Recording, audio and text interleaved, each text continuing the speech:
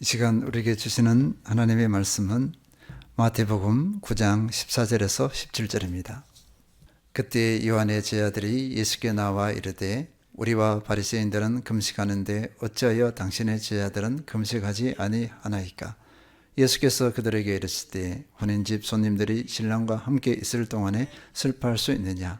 그러나 신랑을 빼앗길 날이 이르리니 그때에는 금식할 것이니라. 생배 조각을 낡은 옷에 붙이는 자가 없나니 이는 기운 것이 그 옷을 당기어 휘어짐이 더하게 됨이요 새 포도주를 낡은 가죽 부대에 넣지 아니하나니 그렇게 하면 부대가 터져 포도주도 쏟아지고 부대도 버리게 됨이라. 새 포도주는 새 부대에 넣어야 둘이 다 보존되느니라.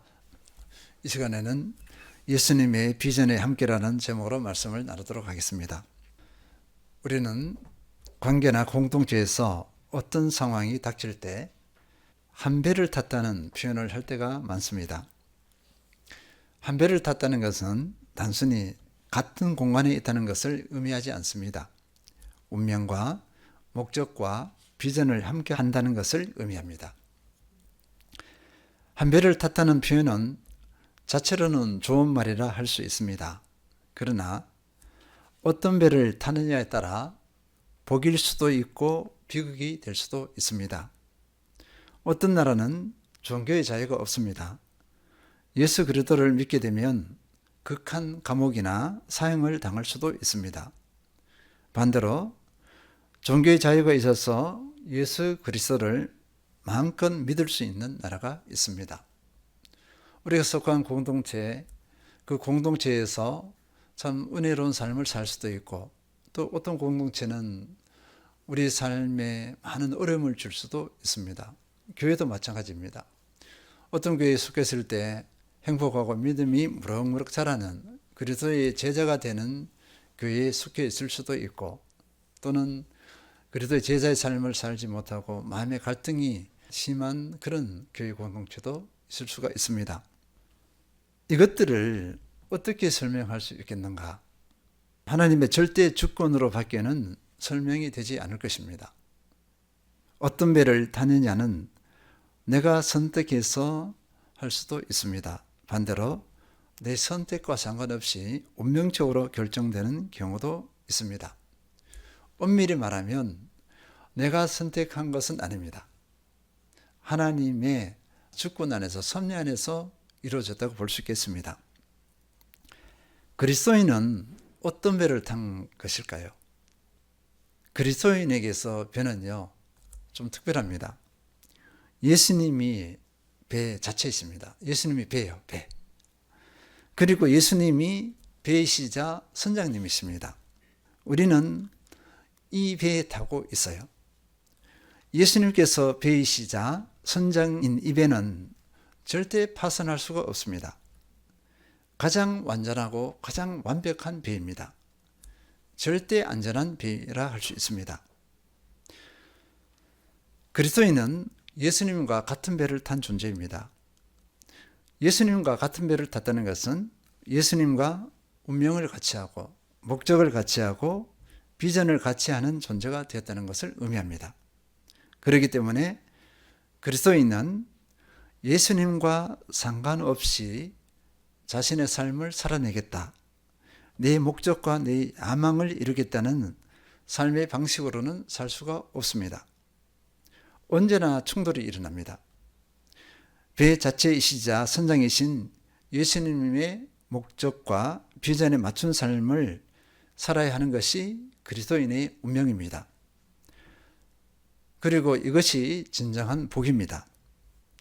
그럼에도 죄악된 본성이 있는 우리는 예수님과 운명을 같이 하는 존재임에도 다른 생각을 하는 경우가 많습니다. 이 세상 것에 매이는 경우가 많다는 것입니다. 이 세상의 삶의 방식에 매료되어서 그 삶을 추구하는 경우가 많습니다.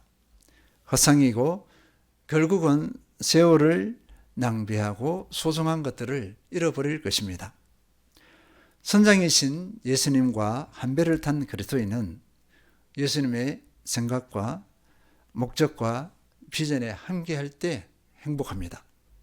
삶의 의미를 찾습니다. 그리고 가장 가치 있는 삶을 살았다 평가할 수 있을 것입니다.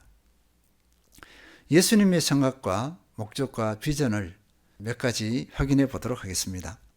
마태복음 9장 14절, 그때 요한의 제자들이 예수께 나와 이르되 우리와 바리새인들은 금식하는데 어찌하여 당신의 제자들은 금식하지 아니하나이까? 세례 요한의 제자들이 예수님께 와서 항변했습니다. 이 세례 요한의 제자들은 아직 예수님에 대해서 제대로 모르고 있어요. 우리와 바리새인들은 금식하는데 예수님의 제자들은 왜 금식하지 않습니까? 이렇게 항변한 것입니다. 아마 이날은 유대 전통의 금식일 날, 보통 월요일하고 목요일입니다. 월요일과 목요일에 금식하는데 월요일과 목요일에 금식을 하지 않았어요. 예수님과 제자들은 금식을 하지 않고 있습니다. 이것을 보고서 항변한 것입니다. 이 항변에 예수님께서는 이렇게 대답하셨습니다. 마태복음 9장 15절, 예수께서 그들에게 이르시되 혼인집 손님들이 신랑과 함께 있을 동안에 슬퍼할 수 있느냐? 그러나 신랑을 빼앗길 날이 이르리니 그때는 금식할 것이니라. 유대 전통의 금식일, 월요일, 목요일, 그 금식일 날도 결혼식이 있을 때는 예외입니다. 결혼식이 있을 때는 당사자나 하객들이 금식하지 않아도 되어요. 그래서 예수님을 이것을 비유로 들었습니다. 신랑인 예수 그리스도, 그리고 손님인 제자들이 지금 함께 있어요. 축제의 자리입니다. 금식과는 어울리지 않는다. 지금은 축복하고 축하해야 할 자리이다. 이렇게 예수님께서 꼭 집어서 말씀하셨어요. 이것은 뭘 의미하느냐면요, 유대인들의 그 금식의 형식적인 것을 예수님께서 일침을 가하는 것입니다. 그 형식적인 금식을 하지 말라 이것이에요. 예수님께서 유대인들의 전통인 금식에 대해서 이렇게 지적했습니다. 마태복음 9장 16절에서 17절, 생배 조각을 낡은 옷에 붙이는 자가 없나니 이는 기운 것이 그 옷을 당기어 휘어짐이 더하게 됨이요 새 포도주를 낡은 가죽 부대에 넣지 아니하나니 그렇게 하면 부대가 터져 포도주는 쏟아지고 부대도 버리게 됨이라. 새 포도주는 새 부대에 넣어야 둘이 다 보존되느니라.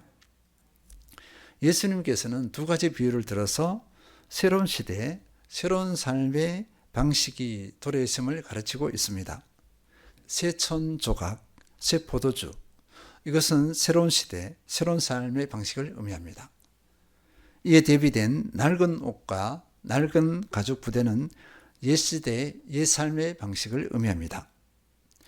새 천 조각과 낡은 옷은 어울리지 않습니다. 옷을 망쳐버립니다. 새 포도주와 낡은 가죽 부대도 어울리지가 않습니다. 낡은 가죽 부대가 터져버립니다. 낡은 가죽 부대는 새 포도주를 담지 못해요. 담을 만한 용량이 안 됩니다. 낡은 옷도 새 천 조각과 덧잎을 연결될 그 힘을 가지고 있지 못해요. 터져버립니다. 새 천 조각, 새 포도주는요, 새로운 시대의 새로운 삶의 방식이라고 했습니다. 새로운 시대의 새로운 삶의 방식은 생명입니다. 생명. 핵심이 생명이에요. 그런데 낡은 가죽 부대, 낡은 옷은 형식적인 신앙 행위, 그러니까 생명 없는 신앙 행위를 의미합니다. 생명 있는 신앙과 생명 없는 신앙 행위는 같이 공존하지 못해요. 부딪힙니다. 예수님께서 이것을 말씀하시고 있어요. 새로운 시대에 새로운 삶의 방식은 금식 기도를 통해서 삶이 변화되어져야 한다. 이렇게 말씀하고 있어요. 지금 세례 요한의 제자들, 바리새인들은 금식 기도를 해요.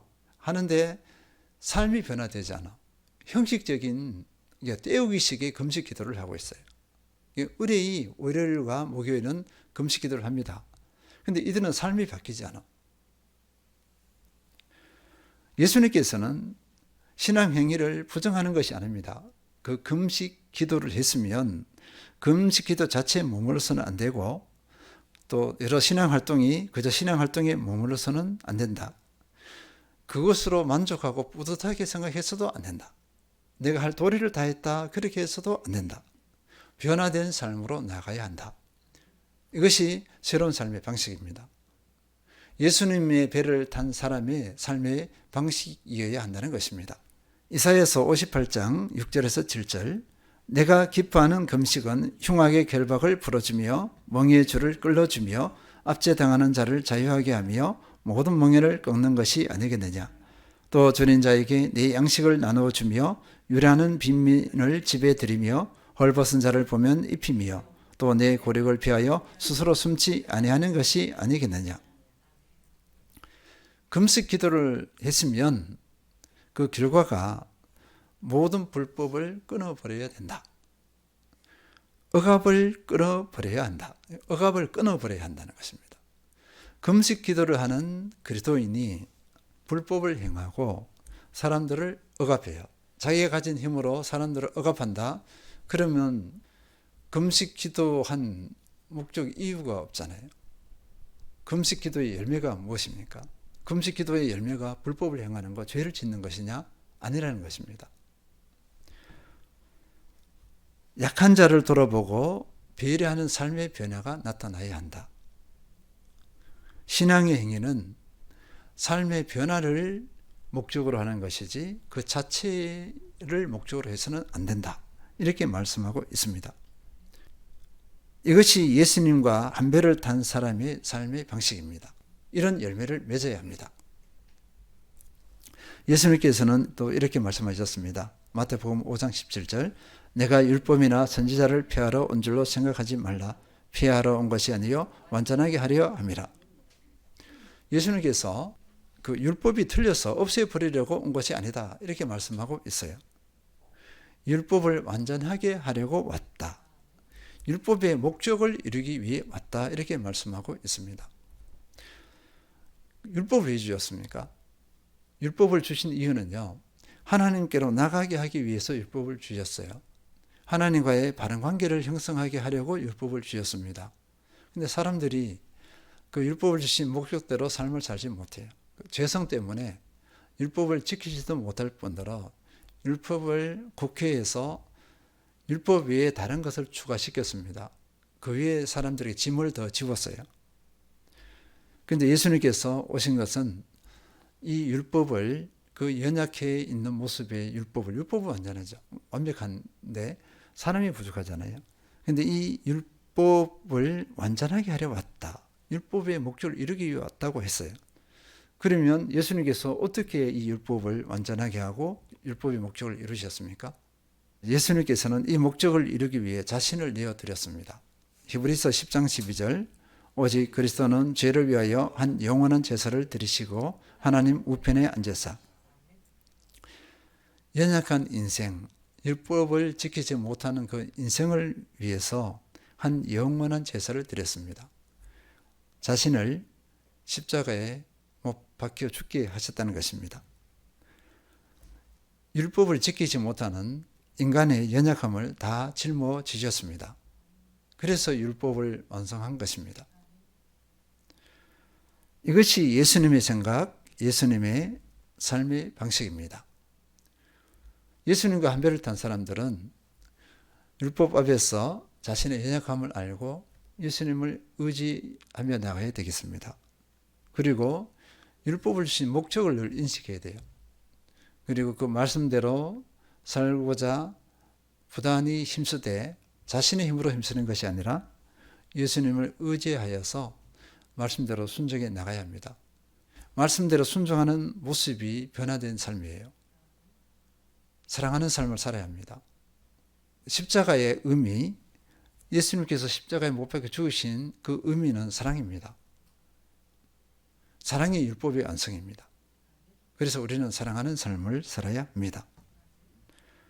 예수님께서 사랑하신 삶의 방식, 예를 들어 보겠습니다. 마태복음 9장 10절에서 11절 예수께서 마태의 집에서 앉아 음식을 잡수실 때에 많은 세리와 죄인들이 와서 예수와 그의 제자들과 함께 앉았더니 바리새인들이 보고 그의 제자들에게 이르되 어찌하여 너희 선생은 세리와 죄인들과 함께 잡수시느냐.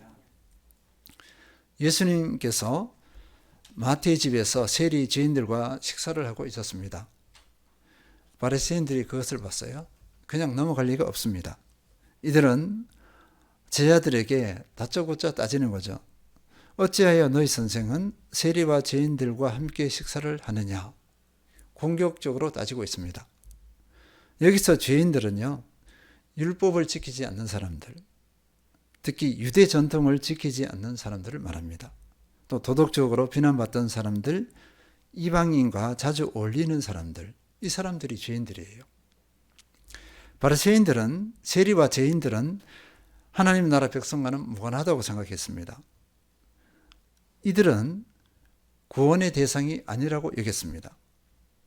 그렇기 때문에 예수님의 삶의 방식을 이해하지 못합니다. 예수님께서 세리 죄인들과 식사를 하는 것, 이것을 이해하지 못합니다. 그리고 예수님의 삶의 방식을 우리는 도저히 이해하지 못하겠다. 우리는 그를 신뢰할 수 없다. 이렇게 평가해 버립니다. 예수님께서 이것을 다 들으셨어요. 들으시고 이렇게 말씀하셨습니다. 마태복음 9장 12에서 13절. 예수께서 들으시고 이르시되 건강한 자에게는 의사가 쓸데없고 병든 자에게라야 쓸데있느니라. 너희는 가서 내가 긍휼을 원하고 제사를 원하지 아니하노라 하신 뜻이 무엇인지 배우라. 나는 의인을 부르러 온 것이 아니요 죄인을 부르러 왔노라 하시니라. 의사의 비유를 들었습니다. 의사는 병든 사람에게 필요하다. 나는 고치고 생명을 살리는 의원으로 왔다. 스스로 의롭다 하는 너희에게는 의원이 필요 없다. 내가 필요 없다. 이렇게 단호하게 말씀하셨어요. 제사를 원치 않는다고 했습니다. 나는 형식적인 종교적 행위를 원하지 않는다. 나는 긍휼과 사랑을 원한다.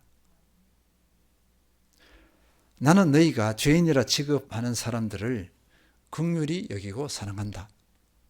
나는 이 사람들을 부르러 왔다. 누가복음 19장 10절. 인자가 온 것은 잃어버린 자를 찾아 구원하려 함이니라. 내가 인간의 몸을 덧입고 이 땅에 온 이유가 있다. 이것이 나의 비전이다. 이것이 나의 목적이다. 잃어버린 영혼을 찾아 구원하는 것, 이것이 나의 비전이요 나의 삶의 목적이다. 나는 이들을 긍휼히 여기고 사랑한다. 예수님과 한 배를 탄 사람들은 예수님처럼 긍휼과 사랑의 태도, 긍휼과 사랑의 삶을 살아내야 합니다. 이것이 예수님과 한 배를 탄 사람들의 삶의 방식이기 때문에 그렇습니다. 예수님께서 배 자체에 있어요. 선장에 있습니다. 그렇다면 예수님의 삶의 방식대로 삶을 살아내야 합니다. 이것이 그리스도인의 삶입니다. 예수님께서는 자신이 이 땅에 오신 목적, 이 땅에서의 비전을 다양하게 표현하셨습니다. 누가복음 17장 20에서 21절. 바리새인들이 하나님의 나라가 어느 때에 임하니까 묻거늘 예수께서 대답하여 이르시되 하나님 나라는 볼 수 있게 임하는 것이 아니요 또 여기 있다 저기 있다고도 못하리니 하나님의 나라는 너희 안에 있느니라. 당시 유대인들은요, 하나님 나라가 임하기를 간절히 소망했습니다. 이들에게서 하나님 나라는 어떤 나라일까요? 외적인 하나님 나라였습니다. 정치적으로 바라봤습니다. 구체적으로는 로마의 통치에서 벗어나는 것, 이것이 하나님 나라가 임하는 증거라고 봤습니다. 로마의 통치에서 벗어나야 하나님의 나라가 임했다. 이들은 이렇게 생각한 것입니다. 그러면서 예수님께 질문한 것은요, 그러면 우리가 언제 로마의 지배에서 벗어나는 그 하나님 나라를 볼 수 있습니까? 이렇게 질문한 것입니다.